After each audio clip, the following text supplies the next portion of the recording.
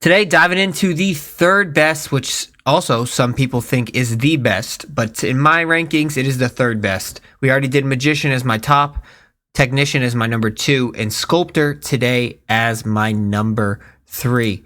That is the order and ranking of how I currently have it. Some people love the Sculptor. A lot of people have transitioned to the Sculptor. But there's a couple of things here that I'll cover on why I don't think the Sculptor is as good as the Magician. I usually call the Sculptor the Magician Light because you can pretty much get everything that the Magician has, but everything is just a little bit lower. That's really the main reason. But obviously, to each their own. Build it how you want to build it. You don't have to copy mine exactly. You can twist and tweak it however you want. Just remember, like, subscribe. That's all I ask. Tomorrow, Wednesday, 5 p.m. Eastern Standard Time, we'll be live streaming on Twitch and YouTube. Come on in, check it out, ask whatever questions you want. Let's dive right on into the video. So this is how it is. Just remember, this is PGA2KLab.com. The green numbers here are your final values of after you apply your attributes. The green values here are how many you apply to each category. So this is the Sculptor build. You can either just take a screenshot here, but I'm going to walk you through it. So we're only applying 4 points to power and then 21 to contact. This is going to give you a starting 85 contact, which is going to be very important when it comes to driving the golf ball. We'll cover this power aspect along the way here. Swing path. Max out all 25 points to 73. You already have a really good starting point when it comes down to correction. Shaping, this can be, however you want it to be. I went with a higher shaping here. You can definitely drop this down some if you don't like to shape the ball that much. But one thing I wouldn't do is I wouldn't drop recovery, below a 70. Obviously, low recovery people can get away with, but you have to really ensure you're hitting fairways. Low recovery around greens and bunkers, things like that can be troublesome. And this is one of the main reasons why the Magician, I think, is better, because you can get a good shaping and a good recovery. One of the big factors here. Same thing with rhythm on the Magician. You can definitely get a higher rhythm and a higher transition comboed.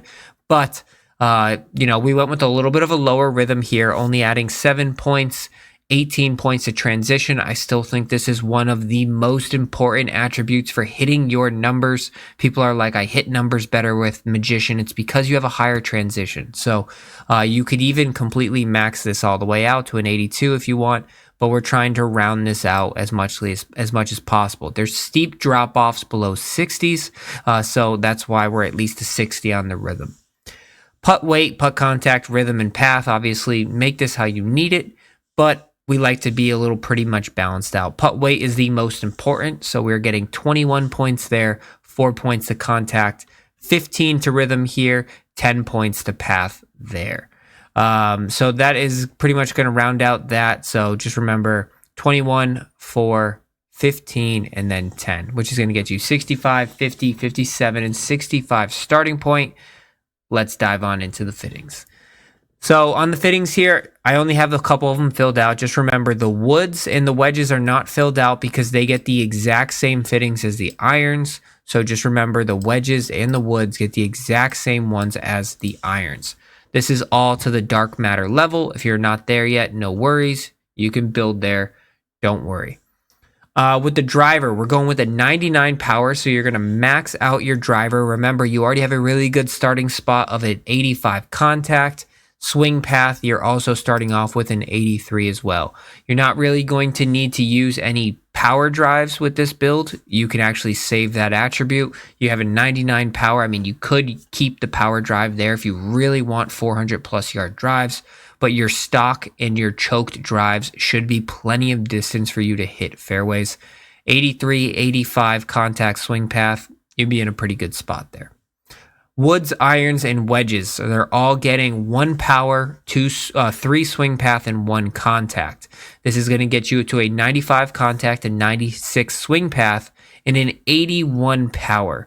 You can build this a couple of different ways, but this is going to be the way that gives you some of the highest power that you possibly can get.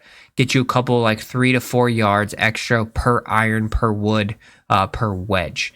So the wedges is like 1 or 2 yards. So if you don't need the, the extra power with the wedges, you can throw on a contact or a swing path there. You will be wasting some attributes, but at the same time, it's still beneficial for you in the end.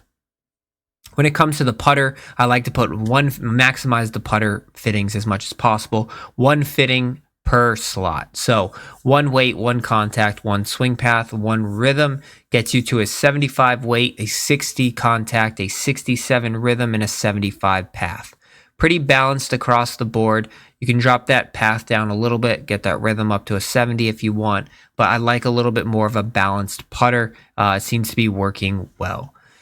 So that is pretty much the Sculptor build here for you. If you want to see the tee skills that I have, just go check out my Magician build I posted the other day. They are the exact same across all my builds. I do not differentiate in that category. Stay tuned. Up next, Greenskeeper. Don't forget to like and subscribe. Thanks for watching.